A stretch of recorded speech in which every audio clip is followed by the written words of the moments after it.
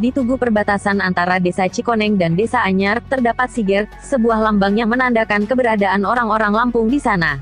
Pada siger itu terdapat tulisan Lampung Say yang menurut keterangan Kepala Desa Cikoneng Nurwahdini adalah sebuah nama yang mengikat dan mempersatukan seluruh suku Lampung yang ada di Cikoneng. Tak hanya di perbatasan, di gerbang masuk Desa Cikoneng pun ada lambang siger, pun di setiap sudut rumah-rumah warga di sana.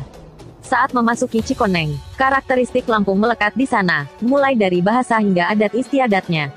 Menyusuri sejarah panjang kampung Lampung di Anyar, suasana Lampung semakin terasa saat mendengar percakapan mereka. Dalam kesehariannya, masyarakat di Desa Cikoneng khususnya di 4 kampung yakni Cikoneng, Tegal, Bojong, dan Salatuhur menggunakan bahasa Lampung.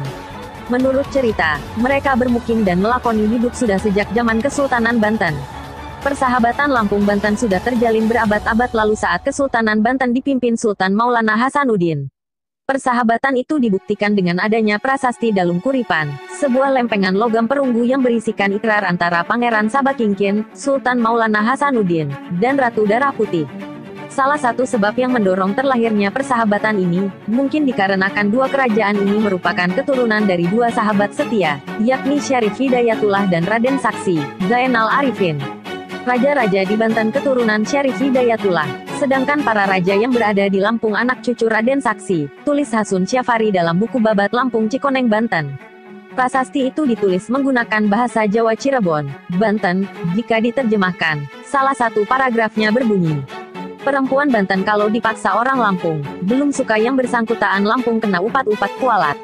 Perempuan Lampung kalau dipaksa orang Banten, belum suka yang bersangkutan atau saudara bapaknya, orang Banten terkena upat-upat.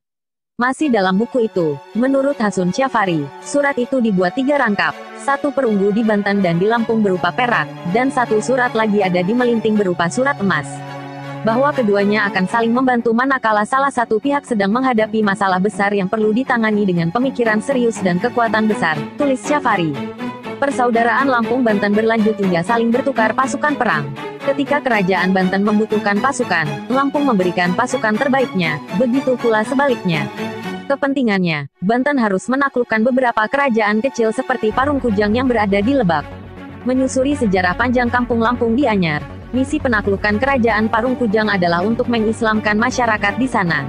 Belakangan diketahui, yang bergerak untuk menaklukkan Parungkujang adalah pasukan dari Lampung yang berjumlah 4 orang termasuk Minak Sangai.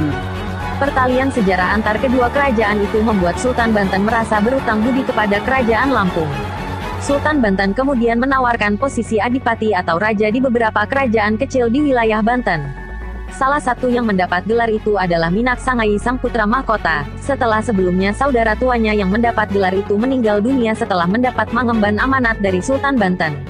Sultan Banten ketika itu bermaksud ingin memberikan hadiah kepada Lampung sebagai tanda pembalas budi, tulis Syafari masih dalam buku Babat Lampung Cikoneng. Minak Sangai kemudian memilih tinggal tidak di kerajaan, tapi ia meminta satu daerah kepada Sultan Banten untuk bisa bermukim di sana dan bercocok tanam serta membangun kehidupan.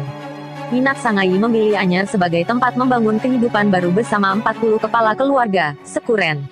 Di sana, Minak Sangai dan 40 sekuren itu membangun rumah dan membuka lahan untuk ditanami padi dan tumbuhan lainnya.